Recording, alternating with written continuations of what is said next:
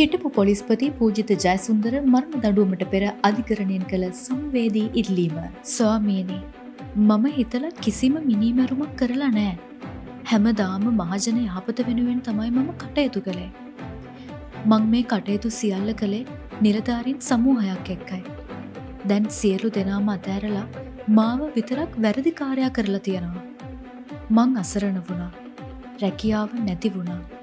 ඉන් පස්සේ මම ශ්‍රේෂ්ඨාධිකරණයට මූලික අයිතිවාසිකම් පෙත්සමක් දැම්මා. මගේ රස්සාව අහිමි කිරීම ගැන.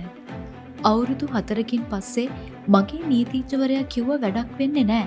ඒක ඉල්ලාස් කරගන්න කියලා. කිසිම දවසක හිතාමතා මම කාටවත් වරදක් කරලා නෑ. මේක කරුමේ පළදීමක් හැටියටයි මම හිතන්නේ. ඒ නිසා මෙම කරුණු අනුකම්පාවෙන් සලකා බලන්න. ඔහු ශ්‍රේෂ්ඨාධිකරණයෙන් ඉල්ලා සිටියේය.